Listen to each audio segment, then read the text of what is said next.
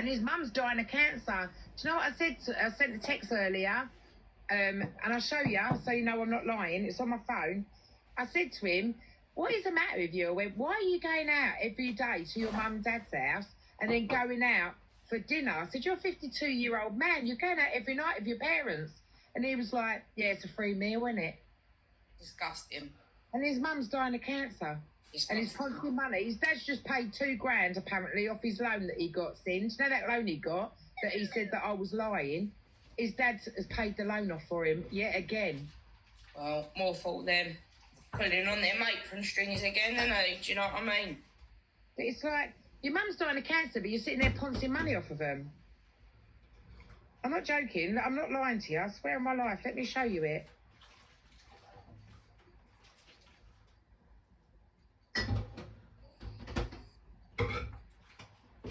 But that was like with that Ben. That Ben said to me, told me, because I blocked him. I eventually got the guts to block him on everything.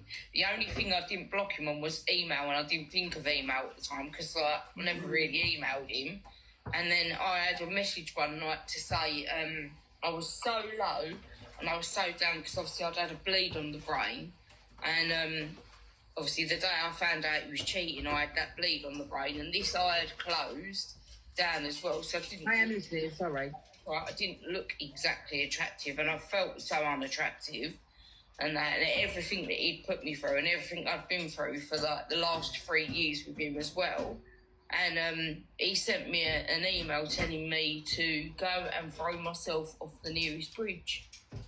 And and I told you, didn't I? I went to the bridge. I was going to do it. That's when that day I was, And that's when I said to you, please don't ever get yourself or put yourself in that situation, because I've been there, and that was awful for me. That was absolutely awful. Like, I'm on a bridge overgoing the A13, thinking about throwing myself off. Like, and at the time, I didn't care. I didn't give a fuck. I didn't care about my kids. Like, that's really horrible to say. Not that I didn't care about my kids, but at the time, I was struggling so bad, and he was nasty with his mouth and stuff that he said. And then when my best mate at the time, she rang me and she was like, where are you? Because she knew something was going on. And she was like, where are you? And obviously the police got called, this, that and the other.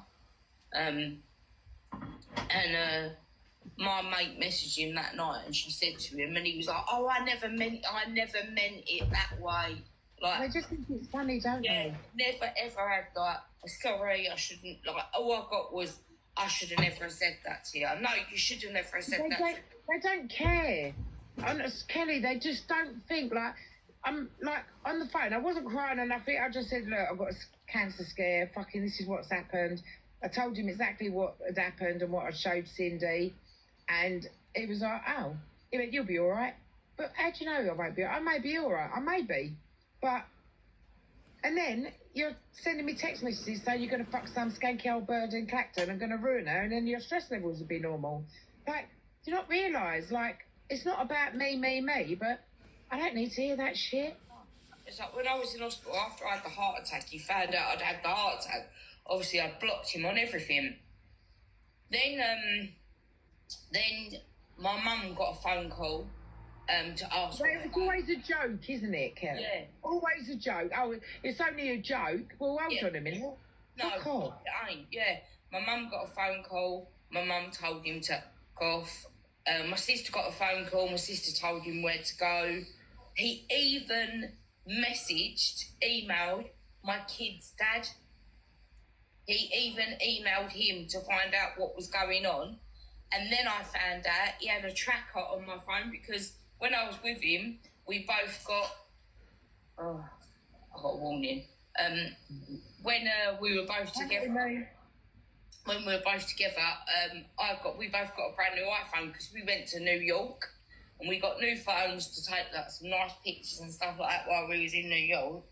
And I didn't know he'd put a tracker on my phone so he could see where I was at all times. I never knew, because I trusted him 100%. I could leave my phone anywhere. He knew the pin. I've already had a little... Both together. when we were both together, we both got a brand new iPhone because we went to New York and we got new phones to take like some nice pictures and stuff like that while we was in New York. And I didn't know he'd put a tracker on my phone so he could see where I was at all times. I never knew because I trusted him 100%. I could leave my phone anywhere. He knew the pin to get on my phone and stuff like that. And when I was in hospital, I received an email saying, "Why have you been in hospital for 5 weeks?" And I was like, how the fuck does he know how long because I took him off of everything. Like, he couldn't have been... I blocked his mates, I blocked him, I blocked his family, like his nan and stuff like that. Never got on with his mum, never met his mum. His mum called me the Basden skank. And then it wasn't until I took it to one of the men in the wardrobe. What is the matter with the mothers? Do they not see what their sons are like? Well, he's disgusting, absolutely disgusting. But when I told him his mum about the loan, she went, "No, he ain't, you're lying." Yeah, and I went, "I'm not." And then she went back to Richard and said, "Did you get a loan?" He went, "No, she's lying." And then his mother goes, "You're lying." And then, like, 3 weeks later, his dad phones him and then says, "Right, you need to be honest with me." They knew. But they didn't come say sorry to me. No, but then they turned around and said, "Did you get a loan or not?" And he went, "Yeah." And apparently he went, so Sharon wasn't lying. And he went, "No, bullshit." And then Dad went, "Right, I'm going to pay your loan off." He said it wasn't 3,000, it was 2,000. So the daddy's paid his loan now for, again, another one. Yeah. But the last one, he got fucking paid off drugs. That's like, I went to a bloke on the ward and he was like really good and he said, "He's got a tracker on your phone." And I was like, "What?" No way. And he was like, "He's got a tracker on your phone." So lucky enough, like, he took it off for me. And then actually about a week before surgery, I had a private number ring me. It was late at night and I walked into the day room because I never really slept on the ward anyway. And I walked into the day room and I answered the phone and that, and he went, "It's Ben, don't hang up." And I was like, "What do you want?" And he was like, "Is it true you've had a heart attack and you're in hospital?" And I went, You got what you wanted. Fuck off. You just told me you wanted me dead. Now you got me dead. Go on, see you later. And I went, he was like, "Oh my God, I can't believe it. Like, what's going on?" I said to him, "I've got to have a triple white bypass." "Oh, that's because you've been out since we broke up. You was out drinking." I said, 3 weeks, 3 weekends I went out on a Saturday night drinking. That don't cause you to have a triple white bypass. Like that. I said to him, I went to him, "No, it's all the fucking stress that you put me through when I was with you for the 3 years." I said, he went, "Oh, yeah." They don't know. They just think it's all fucking funny, don't they? Like, I know us women, we get on with our life and we get, you know, move on. We are strong, us women. "Oh, well, I just feel like, I'm sorry about that," and I never meant for that. He went, "Can you?" I went, "I'm going." I went, "Because I can't talk to you." I said, "You absolutely disgust me." And he went, "Can you just promise me one thing?" And I went, "What?" He went, "If anything happens to you, can you get someone to let me know?" I went, "Off," and I put going on. Like, you there for you while you're going through this shit. You want to know, like, if something's you want me and get my family to ring you after everything you put me through, after all my family saw. The worst thing that you done to me was I had a bleed on the brain, and that day you walked out of my home with me and you left me for this other woman that you'd been talking to. Like, But that's what they do, isn't it? They leave you for women, or they threaten you with another woman. Like, I've been constantly, Cindy will tell you, constantly saying, "I'm going to get another woman, I'm going to do this." And then when I go, "Okay, that's not a problem," and then he goes, "Oh, no, I still love you, I want you back." Like, we come out to Tudor Bar on my birthday, and he's grabbing my arm going, "Please, can we sit and talk?" Like, the girls will tell you, they heard it. "Please, can we sit and talk? I want to get back with you." Are you fucking mad? If you want to get back with me, mate, I've got fucking told you last night I'm going for a cancer scare, and all you done was went, "Oh, you'll be all right." yeah. Has he been on the phone? No. Has he knocked on the door and gone, "I've got you"? No. Does he give a fuck? No, he doesn't. Am I dealing with it on my own? Yeah, I am. All right, now I've got Cindy and Lou over it. But, like, they phone me more than anything and say, "You all right, Sash? How you feeling?" Cindy's going through her shit, what she's going through. But she phones and texts me every day since yesterday. "You all right, Sash?" This morning, "You all right, babe? How are you? How you feeling?" And I go, "Yeah, still the same." And then, like, him, a man that proclaims to fucking love me and want to marry me, he don't give a fuck, mate. He ain't been near this store. No, it was like I did a TikTok after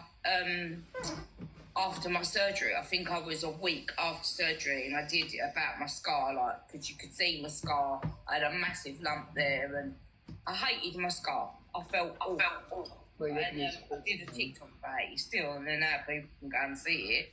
And I don't know how he must have made a fake account, but he saw it, and I had a message from a totally different number, a message saying, both together saying, so glad you got through it. I know you hate your scars, but they saved your life. And I just thought, why are you messaging me now? Why are you messaging me this? They don't care. They don't care. He'd ring on a private number and stuff like that, or he'd ring on like different numbers, just to try and cause me that little bit more of heartbreak. And then I've got stronger and I've looked at it and I thought, oh my God, all that crap I put up with, like, turned into hate with him. Took a long time. Took a long time. And then obviously I met Nick, and then obviously he must have seen one of my profile pictures of me and Nick, and he said to me, oh my God, don't you just love a crackhead? I bet your I get all that. I bet your mum and dad are so proud of you. What? Because he's got a shaved bald head and because he's full of tattoos, my other half, that's a crackhead then, is it? Because a crackhead, he must be a crackhead that holds down a full-time job, that's got his own place, drives his own cars, pays his own bills. No, look, as his child every fucking weekend. I don't know a crackhead that does that, does better in life than what you do. What have you got? I was getting, Cindy will tell you, I put messages on my phone, but I was seeing somebody, right, when we, just after we split up, it was an ex that I always sort of got on with well, and we were going to go on holiday together, but we spoke, and we decided that actually, after what happened, and he's going, tell that cunt, because he was going to travel down from Yorkshire and come and see me just for the weekend. No shags or nothing like that. He was going to stay here for the weekend, and we was going to go to a Turkish where I took him, because he never had Turkish before, and that's where he was going to go. And then Richard got wind of it, and he went, tell that Northern cunt, if he comes down here, I'm going to smack him in the face and la la la. And I had to call it off, because obviously, the bloke, I can't say his name, but say Mark ain't like that. He don't come from a background of people fighting, kicking each other's head in. And I said to him, look, listen, Mark, I said, let's give it a miss like this weekend. I said, I have got a few things going on. I need to do a few quotes this weekend, because he's got a business as well, so he understands. And then I had to block him, because he's threatening that if he comes down, he's going to kick the door in and fucking go batter his head in. And then, as soon as I see fucking Dave was watching football with his mates, and he's going, oh, yeah, he really cares about you because he's watching football with his mates. And I went, Rich, I'm in the pub with loads of guys, football. I hate football. I've done that, but that's why he's doing it, so you don't meet in it, I know. So I don't watch football, so I'm going to leave him. I'm going to leave him with his mates to watch football. When he's finished, give me a ring. I'm only 2 minutes up the road. I'll come and get you. And then Dave rang me and went, can you come and get me? He said, football's done. So I said to, because obviously I was talking to Richard, I said, I've got to go, so I've got to go and pick Dave up. He went, oh yeah, he went, nice bloke, innit? Sitting in the pub, fucking wait with his mates. He's bothered about you, mate. If it was me, I wouldn't have done that. Well, it ain't you. That's why I'm dating him and I'm not dating you. Yeah. And he's like, yeah, he's a fucking waste, mate. He's fucking... And I'm thinking, hold on a minute, you cunt. You fucking chose all your mates over me, and now you're talking about him being in the pub with his mates watching football for one night. He's too good to him. And your mates, he called me a cunt in front of his fucking mates because he didn't come to our engagement party. Then his best mate, apparently, went with his ex-girlfriend and...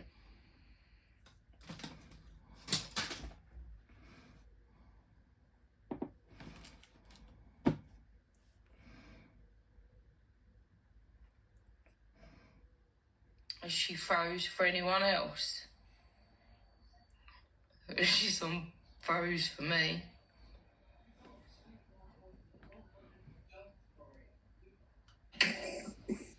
Oh, sorry, my phone just went blip. Anyway, so It's you just just anyone called your mate a cunt because he's going around with your ex-bird, and then he's taking the piss out of me because I took the piss out of him, and then saying to him, "Oh, don't worry about her, mate. She's nuts." But you called him a prick and a cunt fucking 3 weeks ago. What the fuck? I don't get it. It's a major case of don't want you, but don't want anyone else to have But you. I don't get that saying. If you don't want me, fuck off and Yeah, let me go exactly. live my life. And I've been you completely did all honest with him. The girls will tell you. I've been completely honest with him. I've told him who I've dated and who I've gone back with. And I've not shagged anyone. I haven't, I promise you. Obviously, what with this worry and that, I can't. Yeah. But, you know, there's no sexual stuff going on. You know, I had a snog with Dave like fucking 5 weeks ago before this cancer scare come up. Now, the last thing I want to do is be jumping in bed getting shagged by a bloke while I've got this going on. But he's like, yeah, next bloke fucking... And then he's dragged me out in Tudor Bar going, I want to be with you. Hold on, you made your choice. You picked your mates, you picked your family, you picked your daughter. Go off and live your life and let me go. Soon as I'm fucking nice pally with Dave and his daughter and all that, he don't like it because I'm getting on with Dave's family. I got on with Dave's family really well. Cindy will tell you. Absolutely amazing. That's the thing, isn't it? Typical. But, I know, people don't see that. And they don't see, oh yeah, Richard, here she goes, she's mugging Richard off. No, I'm getting mugged off, mate. Look at the texts I've got to say about fucking some bird in Clacton. Right. And people don't realise that when I was fucking laying in bed, not well, he's going, oh, let me just stick it in you. Like, what man says that to his woman? No.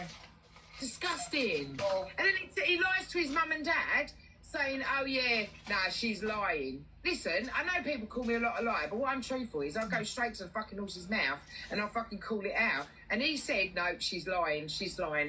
I didn't do it. And he did. So why don't the mother come to me and go, I'm sorry for calling you a liar? Exactly. But they won't, because they all stick together. They're all dirty fuckers, mate, a lot of them. I never met my ex's mum.